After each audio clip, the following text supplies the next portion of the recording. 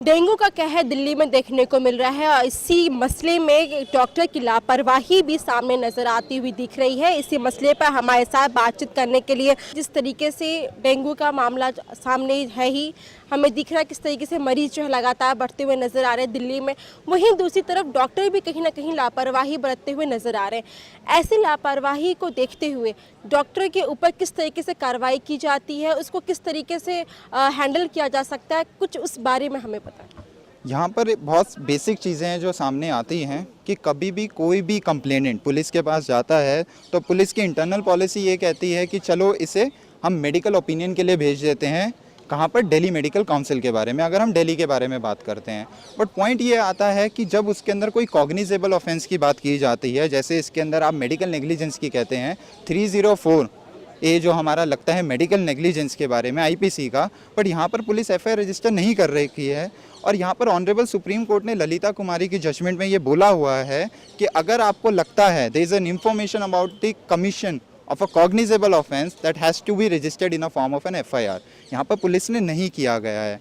प्रमोद तिवारी जी का जो केस हमारे सामने आया है उसके अंदर हमें पता चला है कि 4 साल से ही is running pillar to post, हर जगह पहुँचे हैं, आरटीआई फाइल करी हैं, बट दिल्ली पुलिस की एक गलती की वजह से ही इज़ वेस्टिंग हिज 3 years, जो कि कोर्ट को डिटर्मिन करना है कि कंप्लेंट झूठी है क्या है, वो नहीं हो पाया है।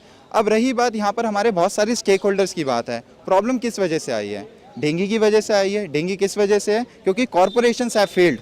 पानी जमा होता है हर साल जुलाई अगस्त के अंदर होता है, उसी की वजह से ब्रीडिंग होती है, बट उसमें नहीं कुछ किया गया। हॉस्पिटल्स जितने हैं वैसे ही कम है, मेडिकल केयर हमारे यहाँ पर बहुत कम है। वहाँ पर दिल्ली गवर्नमेंट के कोई रूल्स एंड रेगुलेशंस नहीं है, इन्हें कैसे एड्रेस किया जाए। कोर्ट्स हमारे ऑलरेडी बर्डन्ड हैं, पुलिस हमारी चाहती नहीं है कि हम कोर्ट तक चले जाएं। तो आई थिंक क्या फेल हुआ है? System is failed, system is collapsed. Fail तो कहना बहुत गलत होगा। देखा जाए तो इस पर जिससे डेंगू का कहर भरपा पाया है, तो इसे देखते हुए दिल्ली सरकार पे उंगली उठती हुई नजर आ रही है।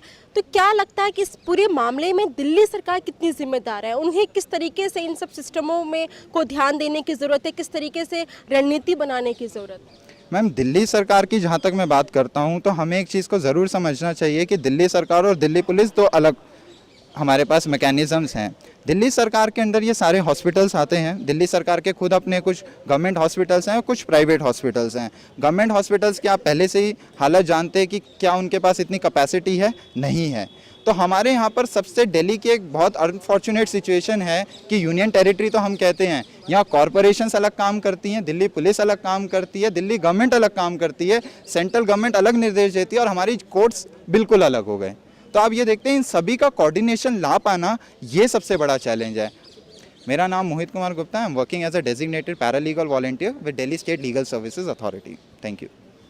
तो यहाँ मौजूद इनका कहना था कि जिस तरीके से जो कहर डेंगू का देखने को मिल रहा है, इसमें कहीं ना कहीं इस सिस्टम में सुधार की ज़रूरत है। और सुधार तभी आ सकता है जब आपसी कोऑर्डिनेशन सेंट्रल गवर्नमेंट और दिल्ली गवर्नमेंट के बीच और एनडीएमसी के बीच देखने को मिलेगा।